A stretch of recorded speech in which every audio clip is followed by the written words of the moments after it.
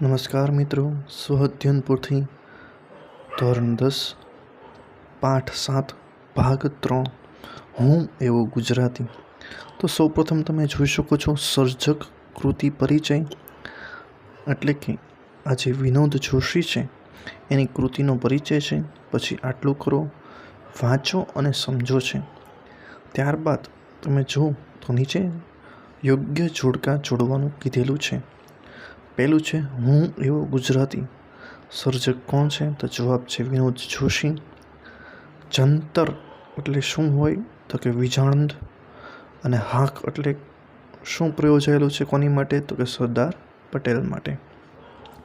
બ છે એ ખાલી જગ્યાઓ છે. ચોથી જોઈએ, હું એવો ગુજરાતીમાં ખાલી જગ્યા પર્વનો ઉલ્લેખ થયો નથી. તો જવાબ છે શેત્રુંજય. પાંચમું છે ખાલી જગ્યા નદી ગુજરાતની જીવાદોરી કહેવાય છે. તો કે નર્મદા. છઠ્ઠું છે આ કાવ્યમાં કવિએ નરસિંહ મહેતાને ખાલી જગ્યા માટે યાદ કર્યા છે. જવાબ છે પ્રભાતિયા માટે. સાતમું છે વિનોદ જોશીનું મૂળ વતન ખાલી જગ્યા છે. જવાબ છે બોટાદ. આઠમું છે હું એવું ગુજરાતી કાવ્યનો સાહિત્ય પ્રકાર ખાલી જગ્યા છે. તો કે જવાબ છે ગીત કાવ્ય. નવમું છે કવિએ ગુજરાતી ભાષાને ખાલી જગ્યા કહી છે. જવાબ છે લચકાતી. દસમું છે સૌથી જૂની પર્વતમાળાનો કવિએ સંદર્ભ લીધો છે. તો જવાબ છે અરવલ્લીનો. હવે એક વાક્યના જવાબો છે. 11મું છે કવિને શાનું ગૌરવ છે? જવાબ છે કવિને ગુજરાતી હોવાનું ગૌરવ છે. 12મું છે ગુજરાતના પ્રાણોમાં શું ધબકે છે? જવાબ છે ગુજરાતના પ્રાણોમાં સતત રત્નાકર ધબકે છે. પછી છે કવિએ કાવ્યમાં કયા મધ્યકાલીન સાહિત્યકારોને કવિએ યાદ કર્યા છે? તો કે જવાબ છે કવિએ મીરાબાઈ, પ્રેમાનંદ, વિજાણંદ અને નરસિંહ મહેતાને યાદ કર્યા છે. 14મું છે કવિએ આ કાવ્યમાં કયા મહાન સ્વાતંત્ર્ય સેનાનીઓને યાદ કર્યા છે? તો જવાબ છે ગાંધીજી અને સરદાર પટેલને યાદ કર્યા છે. 15મું છે કવિએ ગાંધીજી અને સરદારની કઈ વિશેષતાઓને યાદ કરી છે? જવાબ છે કવિએ ગાંધીજીનું મૌન અને સરદાર પટેલની હાકલને યાદ કરી છે. 16મું છે કવિની છાતી શા માટે ગજગજ ફૂલે છે? જવાબ છે કવિની છાતી ગુજરાતી હોવાની વાતથી ગજગજ ફૂલે છે. 17મું છે કૃષ્ણ ભક્તિનું અમૃતપાન કરાવતી કઈ નગરીને યાદ કરી છે? જવાબ છે કૃષ્ણ ભક્તિનું અમૃતપાન કરાવતી દ્વારકા નગરીને યાદ કરી છે. 18મું છે ઉત્તર ગુજરાતના પ્રખ્યાત કયા મંદિરનો ઉલ્લેખ કવિએ આ કાવ્યમાં કર્યો છે? જવાબ છે ઉત્તર ગુજરાતના પ્રખ્યાત સૂર્ય મંદિરનો ઉલ્લેખ કર્યો છે. 19મું છે ગર્ભવતી શબ્દ કવિએ શાના માટે પ્રયોજ્યો છે? જવાબ છે કવિ પોતાને નવરાત્રિના ગર્ભવતી સમાન ગણે છે માટે પ્રયોજ્યો છે. 20મું છે મારી માટીનો જાયો એટલે શું? જવાબ છે મારી માટીનો જાયો એટલે ગુજરાતની ધરતીનો પુત્ર. 21મું છે ગુજરાત પર કોના આશીર્વાદ વરસ્યા કરે છે? આ કાવ્યનો આધાર જણાવો. ગુજરાત પર ભારત માતાના આશીર્વાદ વરસ્યા છે. 22મું છે ગુજરાતના પ્રાકૃતિક અને સાંસ્કૃતિક વિરાસતને ઉજાગર કરતા કોઈ 3 સ્થાનના નામ જણાવો. તો જવાબ છે ગુજરાતના પ્રાકૃતિક અને સાંસ્કૃતિક વિરાસતને ઉજાગર કરતા સ્થાનો છે સૂર્ય મંદિર, શેત્રુંજય શિખર અને ગિરનાર. પછીના છે પ્રશ્નો 3-4 વાક્યમાં છે. 23મો પ્રશ્ન છે મારે શિર ગુજરાતના આશીર્વાદ એમ ન કહેતા નાયકે મારે શિર ભારત માતાના આશીષ એમ શા માટે કહ્યું?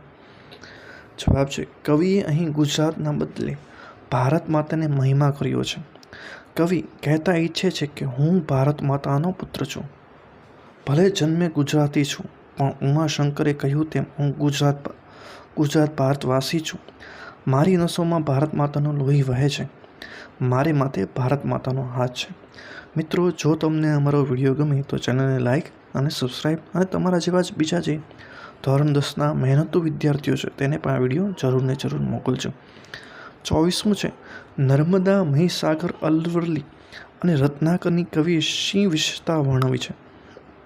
જવાબ છે કવિએ કહ્યું કે નર્મદાનું પાણી મારા અંગોમાં વહે છે. શ્વાસે શ્વાસે મહીસાગર છલકાય છે. મારો દેહ અરવલ્લીનો બનેલો છે તથા શ્વાસમાં રત્નાકર તબકે છે. આવી વિશેષતાઓ વર્ણવી છે. 25મું છે, કવિની છાતી શા માટે ગજગજ ફૂલે છે? જવાબ છે, કવિની છાતી પોતે ગુજરાતી છે, તે વાતથી ગજગજ ફૂલે છે. 26મું છે, સત્યના આયુધની શી વિશેષતા છે? જવાબ છે, કવિએ ગાંધીજીને સત્યના આયુધ કહ્યું છે. વિશ્વમાં અનેક યુદ્ધો જાત જાતના આયુધોથી લડાયા છે અને ભવિષ્યમાં પણ લડાશે, પરંતુ આ સત્યરૂપી આયુધની વિશેષતાઓ એ છે કે ગાંધીજીએ આનાથી બ્રિટિશરોને ધ્રુજાવ્યા હતા અને ભારતને સ્વતંત્રતા મળી હતી. 27મું છે, ગુજરાતનો પનોતો પુત્ર સરદાર વલ્લભભાઈની ભારતભરમાં હાંક હતી, એમ શા પરથી કહી શકાય?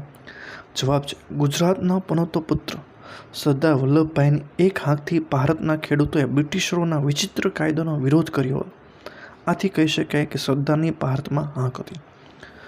28મું છે, કવિ ગુજરાતીને મહાજાતિ શા માટે કહે છે? જવાબ છે, ગુજરાતની પ્રજા સાહસિક પ્રજા છે, વિરલ છે, અનન્ય છે, દેશ વિદેશમાં એની ખ્યાતિ છે.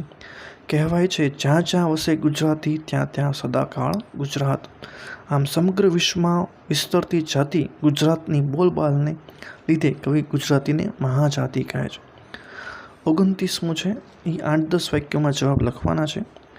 શા કારણથી તમને ગુજરાતી હોવાનો ગર્વ છે? તો જવાબ છે, ગુજરાતની ભૂમિ પર નર્મદા નદીમાં તેમજ ચરોતરની મહીસાગરમાં પાણી છે. એનો દેહ અરવલ્લીનો છે, એના શ્વાસમાં રત્નાકરના ધબકારા સંભળાય છે. આ જ ભૂમિ પર નવરાત્રિનો ગર્ભથી ઝળહળે છે. આ જ ભૂમિ શેત્રુંજય પર્વતના શિખરથી શોભે છે. અહીં જ સૂર્ય મંદિરના ગુજરાઓ સંભળાય છે. અહીં જ શ્વેત તેજનો ભ્રમર છે. અહીં ભૂમિ પર ગિરનાર પર્વત પર અનેક મહાપુરુષોના ગોપ રખવાયેલા છે. અહીંની દ્વારકા નગરીમાં કૃષ્ણ પ્રેમ ભક્તિનો અમૃત રસ પાય છે. અહીં ભૂમિ પર દુહા છંદની રમઝટ બોલાય છે અને ભગવાધારી સંતો ધ્યાન ધરે છે. મીરા કરતાલને લઈને કૃષ્ણ ભજન કરે છે. આ ભૂમિ પર ગાંધીજી અને સરદાર જેવા મહાન પુરુષોનો જન્મ છે. આ કારણથી ગુજરાતી હોવાનું ગૌરવ છે. પછીનું છે વ્યાકરણ વિભાગ છે. 30મું છે, નીચેના શબ્દોની સાચી જોડણી લખો. તો શેત્રુંજી માટે પહેલું જે છે તે આવશે શત્રુંજય. આશીષ માટે તમે જોઈ શકો છો જેની નીચે લીટો કર્યો છે તે જોડણી સાચી છે, જે તમે જોઈ શકો છો. નીચેના શબ્દોની સાચી જોડણી જુઓ તો કે જેની નીચે લીટો કરેલો છે તેની સાચી જોડણી છે અહીં રત્નાકરમાં રત્નવત્તા આકાર હશે. એવી રીતે નીચેના શબ્દોનો સમાસ ક્રોસમાંથી શોધીને લખો તો ગર્ભદીપ એટલે મધ્યમપદ લોપી સમાસ છે. રત્નાકર એટલે તત્પુરુષ સમાસ છે. દુહાછંદ એટલે બંધ સમાસ છે. નર્મદા ઉપપદ સમાસ છે. નવરાત્રિ દ્વિગુ સમાસ છે. ભારત માતા તત્પુરુષ સમાસ છે. સૂર્ય મંદિર તત્પુરુષ સમાસ છે. નીચેના શબ્દોનો જોડણી ભેદ તો અર્થભેદ જણાવો. પિંડ એટલે શરીર થાય છે અને પિંડ એટલે વેદના થાય છે. અલી એટલે ભમરો થાય છે અને અલી એટલે સખી થાય છે. અસ્ત્ર એટલે ફેંકવાનું હથિયાર અને શસ્ત્ર એટલે હાથમાં રાખી મારવાનું હથિયાર. અગ એટલે પર્વત અને અંગ એટલે શરીર થાય છે. નીચેના પંક્તિઓમાં અલંકાર ઓળખાવો. તો એમાં પહેલું છે અરવલ્લીનો પિંડ પ્રાણમાં ધબકે છે રત્નાકાર. તો એ જવાબ છે સજીવારોપણ અલંકાર છે. બીજું છે સૂર્ય મંદિરે ગુજરતો હું ધવલ તેજનો ભૃગુ. તે હાચામાં રૂપક અલંકાર છે. 35મું છે નીચે આપેલા શબ્દો ક્યાં પ્રત્યય રહેલો છે તે જણાવો. તો ગુજરાતી પર પ્રત્યય છે અને ગિરનારી પણ પર પ્રત્યય છે. 36મું છે નીચેના શબ્દોના સમાનાર્થી શબ્દો શોધીને લખો. તો કે રત્નાકર એટલે સમુદ્ર, સાવજ એટલે સિંહ, ધવલ એટલે શ્વેત, સૂર્ય એટલે રવિ, તલવાર એટલે ખડગ અને સૌમ્ય એટલે શાંત. 37મું છે નીચે આપેલા વિકલ્પોમાંથી સંજ્ઞાનો સાચો એક પ્રકાર શોધીને લખો. તો કે નર્મદા એટલે વ્યક્તિવાચક સંજ્ઞા છે. અરવલ્લી વ્યક્તિવાચક સંજ્ઞા છે. નવરાત્રિ સમૂહવાચક સંજ્ઞા છે. આશીષ ભાવવાચક સંજ્ઞા છે. સંત જાતિવાચક સંજ્ઞા છે. વિજાણંદ એટલે વ્યક્તિવાચક સંજ્ઞા છે. પછી નીચેના રૂઢિપ્રયોગોનો અર્થ જણાવો. ગજ છાતી ફૂલવી, ખૂબ જ ગર્વ થવું. કાણાવાળા ગરબાના મધ્યમાં મૂકેલો દીવો 39મું છે ગર્ભદીપ કહેવાય છે. બીજું છે દિશાઓના છેડા દિંગત કહેવાય છે. તે જ રત્નનો ભંડારરૂપ સાગર રત્નાકર કહેવાય છે. ચાલુ છે નીચેના શબ્દોનો વિરુદ્ધાર્થી શબ્દ લખો. તેજ એટલે અંધકાર, ધવલ એટલે શ્યામ, સુધા એટલે વિષ, આશીષ એટલે શાપ, સ્મિત એટલે રુદન, સત્ય એટલે અસત્ય, સૌમ્ય એટલે રુદ્ર, ધ્યાન એટલે વિસ્મૃતિ. પછી 41 છે નીચેના તળપદા શબ્દોના શિષ્ટ રૂપ લખો. પરભાતી એટલે પ્રભાતી, જંતર એટલે યંત્ર, જાયો એટલે દીકરો, દિગ એટલે દિશા. 42 છે નીચેની પંક્તિઓમાંથી વિશેષણ શોધી તેના પ્રકાર જણાવો. હું સાવજ નિત્રાળ, હું જ ગરવી ભાષા લચકાતી. તો ગરવી અહીં ગુણવાચક છે. હું નિત્ય, બીજું છે હું નિત્ય એક આખ્યાન, નિત્ર એક ક્રિયા વિશેષણ અને એક સંખ્યાવાચક છે. હું ધવલ તેજનો ભૃગુ, ધવલ શ્વેત ગુણવાચક છે. હું સંતોનું સૌમ્ય સ્મિત, સૌમ્ય ગુણવાચક છે. હું મારી માટીનો જાયો, મારી એ સંબંધવાચક છે, માટી એ સંબંધવાચક છે. 43 છે નીચેના વાક્યોમાંથી ક્રિયા વિશેષણ શોધી તેના પ્રકાર જણાવો. હું ગુજરાતી એ જ વાતથી ગજગજ ફૂલે છાતી, ગજગજ એ રીતિવાચક છે. હું સદા હોઉં મહાજાતિ, સદા સમયવાચક છે. પછી છે નીચેના શબ્દોનો ધ્વનિ ઘટક છૂટા પાડો.